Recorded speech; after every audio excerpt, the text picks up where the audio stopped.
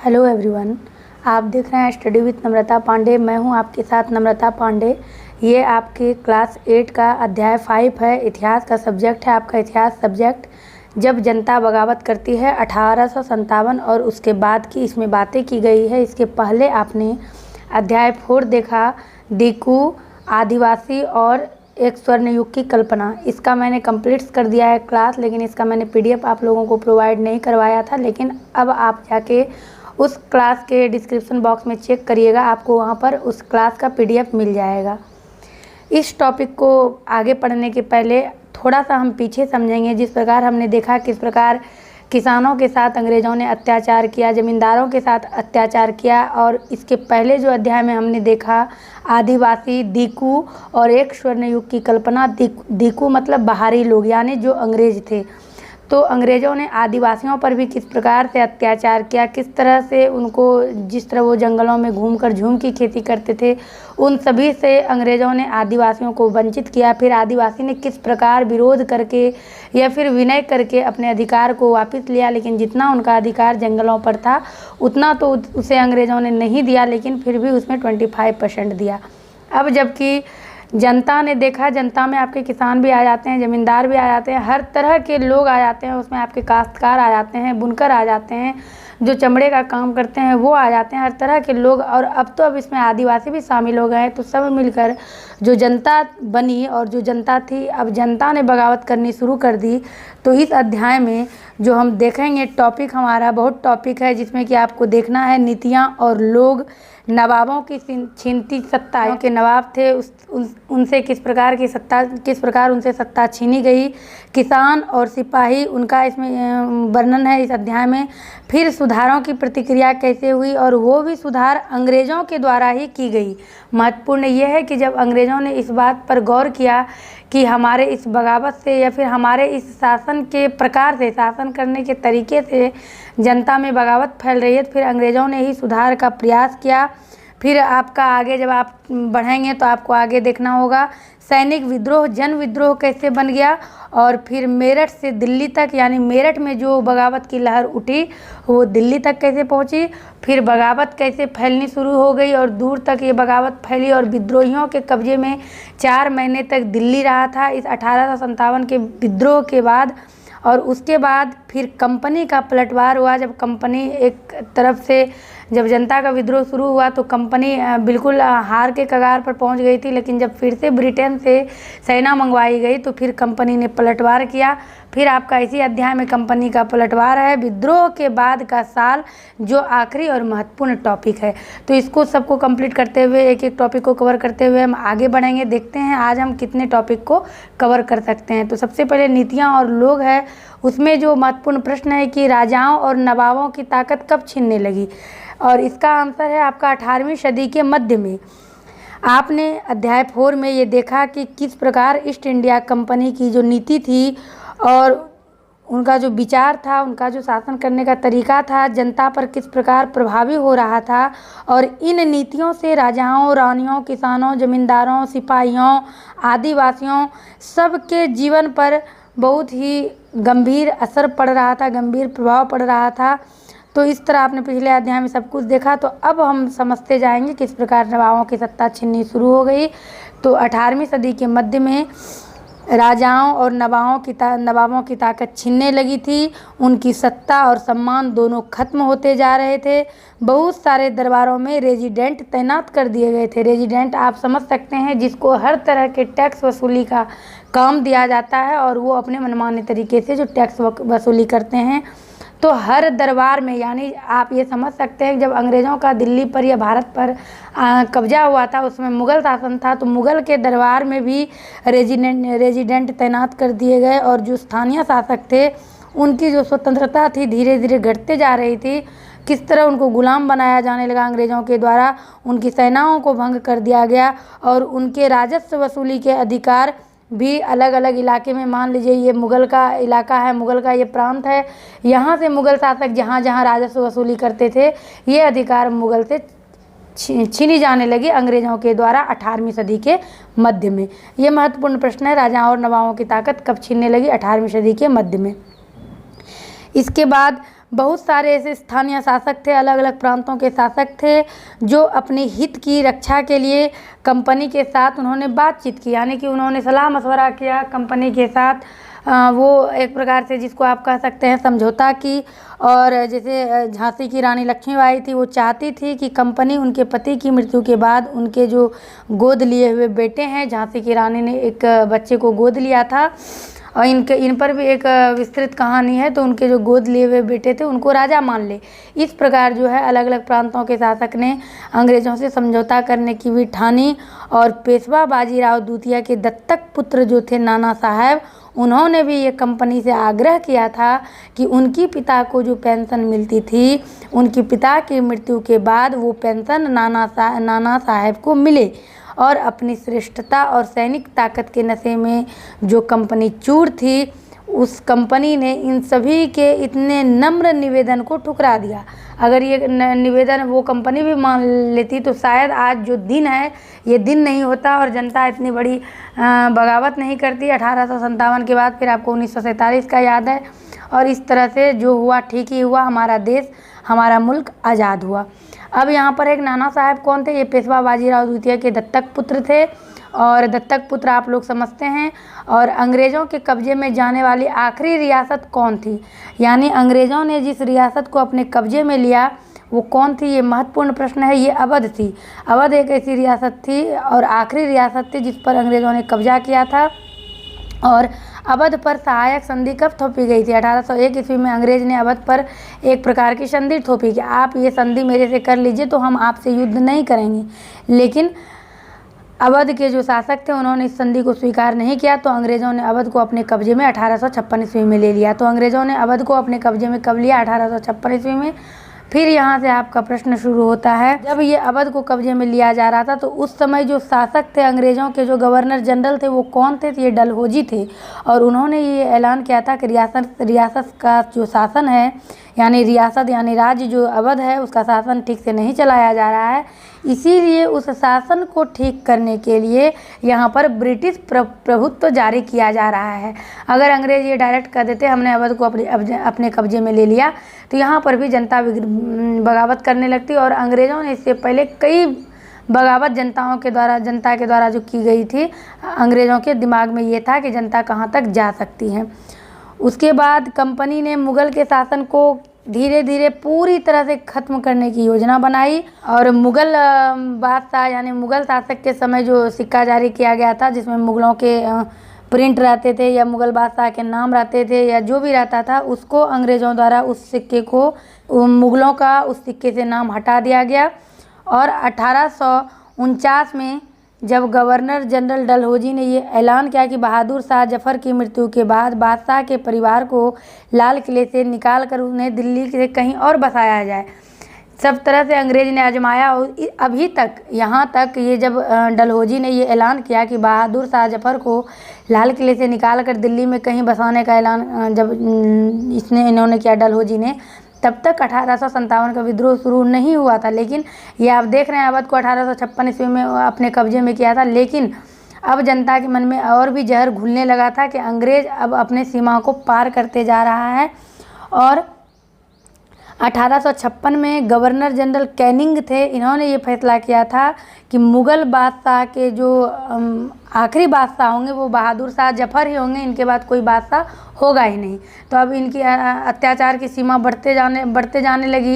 ये सभी जनता गौर से देख रही थी। और बहादुर शाह जफ़र को सभी जनता अपना नेता मानते थे, क्योंकि मुग़लों के शासनकाल में सभी रह रहे थे। मुग़ल अत्याचार सबने किया है, लेकिन अंग्रेज़ों का अत्याचार की सीमाएं पार हो चुकी थी। तो यहाँ से एक प्रश्न है कि बहादुर शाह जफ़र को लाल किले से निकालकर दिल्ली में कहीं और बसाने का ऐलान किसने किया था और कब किया था? तो ये गवर्नर जनरल डलहौजी ने किया था 1849 ईस्वी में। ये भी बहुत महत्वपूर्ण प्रश्न है। और आखिरी मुग़ल बादशाह कौन थे? ये बहादुर शाह जफ़र थे। हालांकि ये ऐलान 1856 ईस्वी में गवर्नर जनरल कैनिंग ने किया था, लेकिन ये आखिरी बादशाह ही हुए थे। और ये भी कहा गया था कि उनका कोई भी वंशज अब जो है कभी बादशाह नहीं उनको माना जाएगा, उनको सिर्फ और सिर्फ राजकुमारों की मान्यता दी जाएगी। इसके बाद आपका अगला टॉपिक आता है किसान और सिपाही। तो यहाँ पर आपका प्रश्न है, किसने यह फैसला किया कि बहादुर शाह जफर आखिरी मुगल बादशाह होंगे और कब? तो ये गवर्नर जनरल कैनिंग ने किया था 1856 ईस्वी में। ये सभी महत्वपूर्ण प्रश्न हैं, इसको कई बार पढ़ने से खुद आपको रिमाइंड हो जाएगा। और 1856 ईस्वी में कंपनी ने क्या नया कानून बनाया?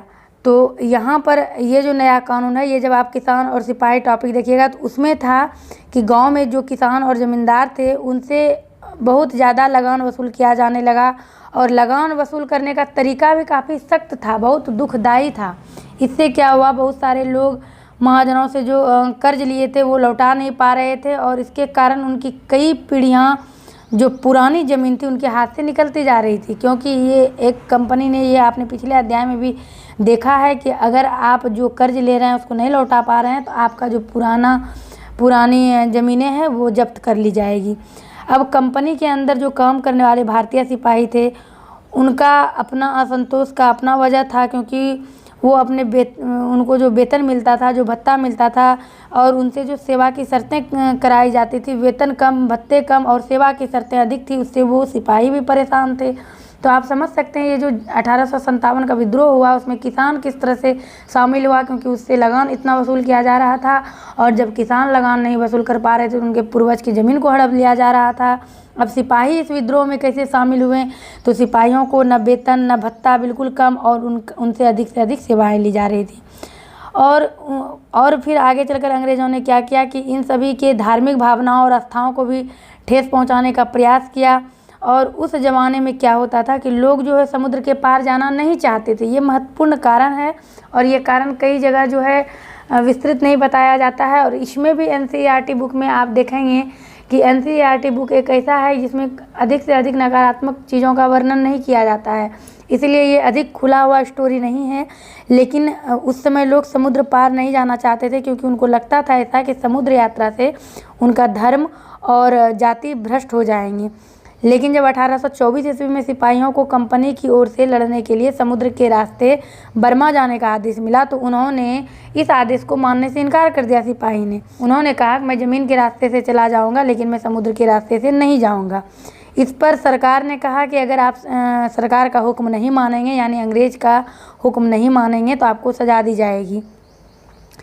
ये बात अभी ख़त्म नहीं हुई थी, इसीलिए 1856 में कंपनी ने एक नया कानून बनाया। और वो कानून क्या था कि अगर कोई व्यक्ति कंपनी की सेना में नौकरी करेगा तो ज़रूरत पड़ने पर उसे समुद्र पार भी जाना पड़ सकता है।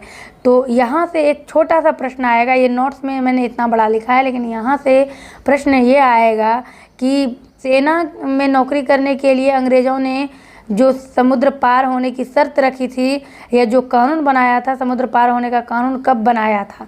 तो ये आपका 1856 ईस्वी में, या फिर 1856 ईस्वी में अंग्रेज़ों ने जो सिपाहियों के लिए, सेनाओं के लिए समुद्र पार सेनाओं के लिए जो नया कानून बनाया था वो कौन सा कानून था? तो ये समुद्र पार जाने का कानून था। उसके बाद यहाँ पर इन्होंने ये कानून बना दिया और इस कानून में ये भी कह दिया कि आपको नौकरी करना है तो आपको समुद्र पार जाना पड़ेगा। इससे अब सिपाही परेशान हो गए और इसके पहले आपने देखा किसान खुद परेशान थे। इसमें से ऐसे कितने सिपाही और कितने किसान थे जो अपने परिवार को गांव में छोड़कर आए थे और वो यहाँ पर काम करने आए थे। अब किसानों का गुस्सा जल्द ही सिपाहियों में फैल गया, क्योंकि आपस में ये लोग एक दूसरे से बात करते थे, हमारे साथ इतनी जातियाँ हो रही है। अब सिपाही भी उसमें हाँ में हाँ मिलाते थे। अब जब दोनों का गुस्सा, सिपाही और किसान आपस में बात करने लगे, तो फिर अंग्रेज़ों को ऐसा लगने लगा कि भारतीय समाज में सुधार की आवश्यकता है और सती प्रथा को रोकने और विधवा विवाह को बढ़ावा देने के लिए अंग्रेज़ों ने कानून बनाए और अंग्रेज़ी भाषा की शिक्षा को जमकर प्रोत्साहन दिया गया अंग्रेज़ों के द्वारा। जब आपका टॉपिक है सुधारों पर प्रतिक्रिया में, उसमें ये वर्णन है कि ये जो सती प्रथा है, अब वो ऐसा क्यों करते थे, यहाँ समझने वाली बात है। उसको अधिक से अधिक काम करने वाला चाहिए। अब कोई पुरुष मर रहा है, उसके साथ वो स्त्री भी मर रही है, तो यहाँ पर अंग्रेज़ों को परेशानी होती थी। कम कीमत में महिलाओं को भी अधिक से अधिक खटवाया जाता था। अब खामखा अगर महिलाएं सती बन रही है तो यहाँ पर अंग्रेज़ों को लॉस था। यही कारण था कि अंग्रेज़ों ने ये सती प्रथा को बंद करवाया और विधवा विवाह शुरू करवाया। तो यहाँ से आपका प्रश्न आता है सती प्रथा को रोकने के लिए कौन सा कानून बनाया गया था, तो ये विधवा विवाह को बढ़ावा देने का कानून बनाया गया था। अंग्रेजी भाषा को भी प्रोत्साहन मिला। और महत्वपूर्ण बात क्या है कि 1830 के बाद कंपनी ने ईसाई मिशनरियों को खुलकर काम करने और यहाँ तक कि ज़मीन व संपत्ति जुटाने की भी छूट दे दी। आपने इसके पहले एस्टेट में पढ़ा है कि जब धर्म फैलाने के लिए ईसाई किस प्रकार से ग्रुप में जाते थे, आदिवासी के ग्रुप में जाते थे, अपने प्रार्थना को लेकर जाते थे, तो ईसाई को शुरू से रोका जा रहा था, लेकिन अंग्रेज़ों ने 1830 के बाद ईसाई को भी छूट दे दी और ये भी कहा कि आप भी अपने बुद्धि के हिसाब से यहाँ पर ज़मीन इकट्ठा कर सकते हैं। और 1850 में एक नया कानून बनाया गया जिसमें ईसाई धर्म को अपनाना और आसान हो गया। और इस कानून में ये ऐसा प्रावधान किया गया कि अगर कोई भारतीय व्यक्ति ईसाई धर्म अपनाता है तो उसकी जो पुरखों की संपत्ति है उस पर उसका अधिकार पहले जैसा हो जाएगा। अब आप समझ सकते हैं भारत में ईसाई धर्म, क्योंकि आपने देखा है यूरोप में, ब्रिटेन में, हर जगह ईसाई धर्म को मानने वाले थे। वहाँ भी 2 तरह के ईसाई थे, आपने पढ़ा है, कुलीन पादरी थे। तो यहाँ पर भी अंग्रेज़ों ने ईसाई धर्म का प्रचार करना शुरू कर दिया। इसके लिए जो किसान लगान नहीं दे पाते थे तो उनसे उनके पूर्वजों की ज़मीन हड़प ली जाती थी। तो यहाँ पर अंग्रेज़ों ने ये छूट दी कि अगर आप ईसाई धर्म अपनाते हैं तो आप लगान नहीं भी दे पाते हैं तो आपके पूर्वजों की ज़मीन को नहीं हड़पी जाएगी। तो यहाँ प्रश्न है आपका, ईसाई धर्म को अपनाने के बदले पुरखों की संपत्ति के पर पहले जैसा अधिकार वाला कानून कब बनाया गया? 1850 ईस्वी में। और कंपनी ने ईसाई मिशनरियों को खुलकर काम करने और ज़मीन व संपत्ति जुटाने की छूट कब दी? 1830 ईस्वी में। लेकिन अगर ऑप्शन में आपका आया 1830 के बाद तो आपको ये भी ध्यान रखना है। और फिर यहाँ पर आपका है माझा प्रवास पुस्तक किसने लिखी? तो ये पुस्तक विष्णु भक्त गोडसे ने लिखी थी। इसके बाद आगे जब आप पढ़िएगा तो आपका 84 नियमों की सूची है, उसमें से दिया हुआ है स्रोत 1 स्रोत 2 करके।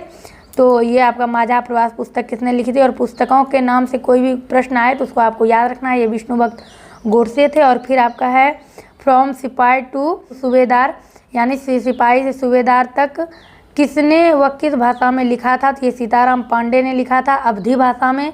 1861 में इन्होंने लिखा था और अवधी भाषा को इंग्लिश में ट्रांसलेट किया था नारगेट ने। तो ये इतने महत्वपूर्ण प्रश्न हैं कि आप देख सकते हैं एक प्रश्न में कितने सारे आंसर हैं। इसको आपको माइंड में सेट करना है कि सिपाही से सूबेदार तक पुस्तक लिखने वाले थे सीताराम पांडे, इन्होंने 1861 ईस्वी में लिखा था। किस भाषा में लिखा था? तो अवधी भाषा में लिखा था। और इसको इस तरह से पूछा जा सकता है कि सिपाही टू सूबेदार तक अवधी भाषा में लिखे सीताराम पांडे द्वारा लिखी गई पुस्तक को इंग्लिश में किसने ट्रांसलेट किया था? तो अब एक लेखक का नाम दे दिया जाएगा, दूसरे लेखक का आपको पूछा जाएगा ट्रांसलेटर का, तो ये है आपके नारगेट। अब जो यहाँ से हमारा शुरू होता है कि जो अंग्रेज़ों ने जिस सेना को भर्ती किया था तो वो तो अंग्रेज़ों की सेना हो गई। भले ही अंग्रेज़ उस पर अत्याचार करते थे लेकिन वो सेना अंग्रेज़ों के प्रति वफादारी से काम करते थे। जब अंग्रेज़ों ने अवध को धोखे से अपने कब्जे में कर लिया, अवध के शासक से जिस प्रकार धोखे से ले लिया अवध, तब जो है सिपाहियों के भीतर धीरे धीरे अविश्वास भरना शुरू हो गया और वो सिपाही जो थे सरकार के खिलाफ साजिशें रचने लगी। इधर जो अवध के नवाब थे जिनसे अवध छीना गया और दिल्ली के जो बादशाह बहादुर शाह जफर थे, इन दोनों ने अपने अपने गुप्तचर सैनिकों के पास भेजे और सैनिकों को ये कहा कि आप अगर चाहें तो अपने मालिकों यानी अंग्रेज़ों के खिलाफ बगावत कर सकते हैं। आप देखिए कि किस प्रकार अंग्रेज़ों ने झूठ बोलकर अवध को अपने कब्जे में कर लिया और इस प्रकार से कई और अवध के नवाब के जो गुप्तचर थे वो और दिल्ली बादशाह के जो गुप्तचर थे, इन दोनों ने मिलकर सिपाहियों के कान फोड़े और इस प्रकार के कई झूठ बोले। और ये भी उस गुप्तचर ने कहा कि अगर राजा ने ये खबर दिया है कि अगर हम लोग सब मिलकर काम करेंगे तो हम लोग फिर से दिल्ली में दोबारा बादशाह को बैठा सकते हैं और ये अंग्रेज़ों को यहाँ से भगा सकते हैं। इसी समय क्या हुआ कि अंग्रेज़ों ने सिपाहियों को नए राइफल इस्तेमाल करने के लिए ट्रेनिंग देनी शुरू करी थी, क्योंकि अंग्रेज़ों को पता था कि जैसे हम एक एक प्रांत को कब्जे में ले रहे हैं तो हमें युद्ध की आवश्यकता है। तो सैनिकों को नया राइफल इस्तेमाल करने का तरीका बताने के लिए अलग अलग छावनियों में भेजा गया था।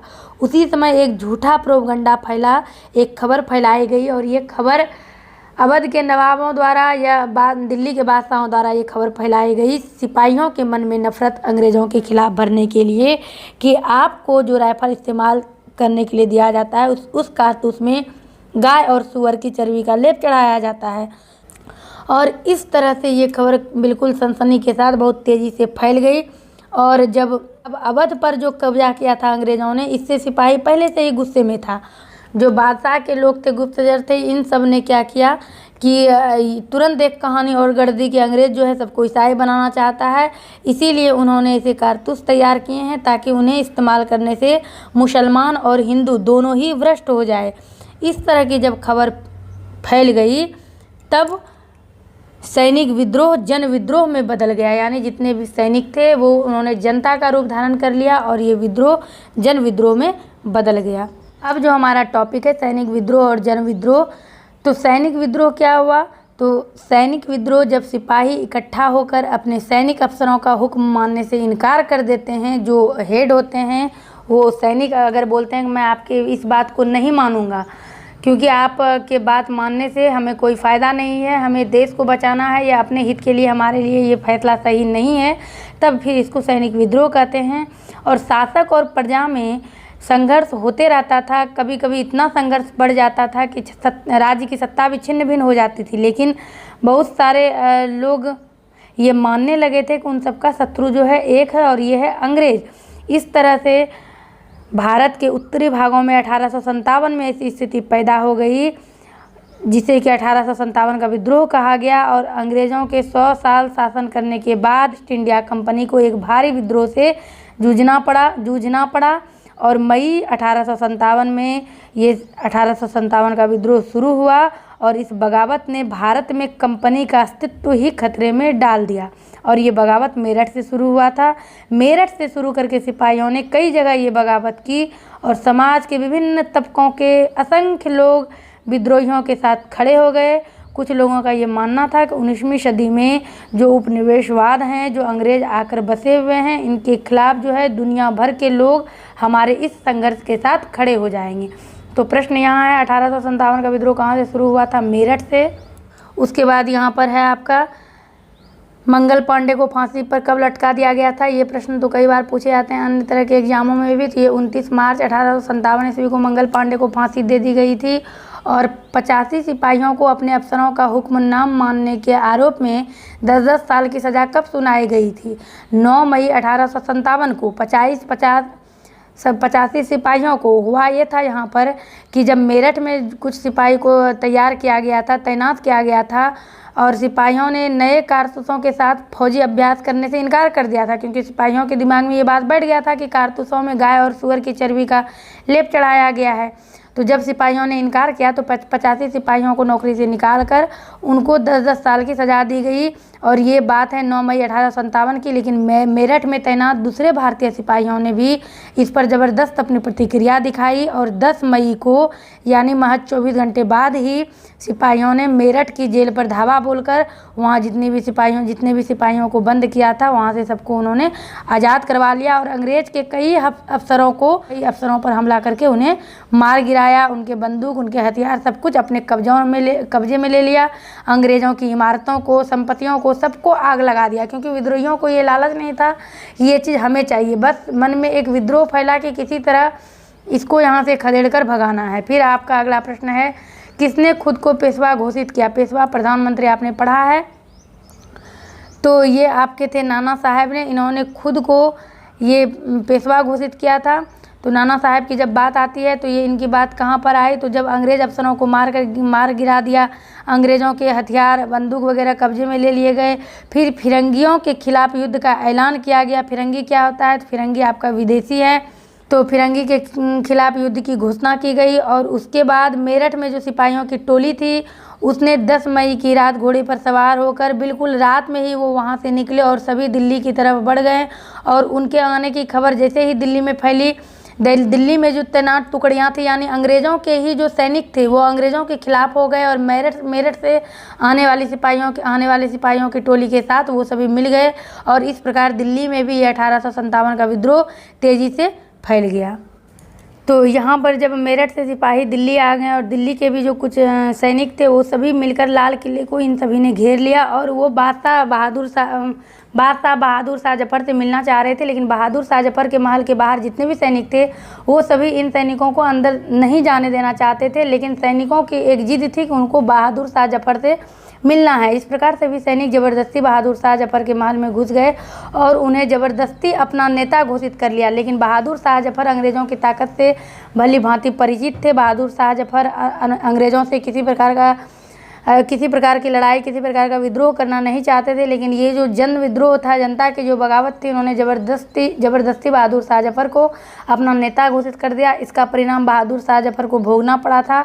ये आगे हम पढ़ेंगे। उसके बाद यहाँ से फिर बहादुर शाह जफर को अपना नेता घोषित किया और बूढ़े बादशाह को सिपाहियों की ये मांग माननी पड़ी और उन्होंने देश भर के मुखियाओं और शासकों को चिट्ठी लिखकर अंग्रेज़ों से लड़ने के लिए भारतीय राज्यों का एक संघ बनाने का आह्वान किया।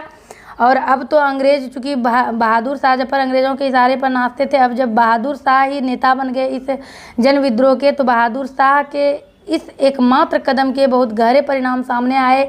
हर प्रांत के, हर राज्य के मुखिया भी, हर प्रांत के जमींदार, शासक जो थे, सभी एक्टिव हो गए लड़ने के लिए। अंग्रेज़ों को जब यह पता चला, अंग्रेज़ों से पहले देश के बहुत बड़े हिस्से में मुग़ल साम्राज्य का ही शासन था और छोटे बड़े जितने भी राज्य थे, हर जगह मुग़ल बादशाह के नाम पर ही शासन चलता था।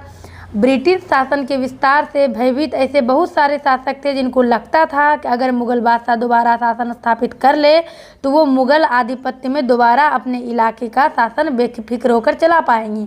ऐसे कई शासक थे जो अपने मन को मार कर बैठे थे। लेकिन ज्यों ही बहादुर शाह जफर की चिट्ठी उन लोगों को मिलनी शुरू हो गई, सभी एक्टिव हो गए और इस युद्ध में शामिल हो गए। इससे क्या हुआ, अंग्रेज़ों को इस घटनाओं की किसी प्रकार से कोई उम्मीद नहीं थी। अंग्रेज़ों को लगता था कारतूसों के मुद्दे पर जो ये उथल पुथल पैदा हुई है, ये कुछ समय में ही शांत हो जाएगी। लेकिन जब बहादुर शाह जफर ने बगावत को अपना समर्थन दे दिया, तब स्थिति रातों रात बदल गई। और अंग्रेज़ों को जब ये पता चला कि बहादुर शाह जफर इस जन विद्रोह के नेता हैं, तो फिर अंग्रेज़ों को भी मुग़ल साम्राज्य, मुग़ल बादशाह, इन सभी पर काफ़ी क्रोध आया। लेकिन पहले अंग्रेज़ों के लिए पहला कदम ये था कि इस विद्रोहियों से निपटना। और इसके बाद आपका अगला टॉपिक है बगावत फैलने लगी।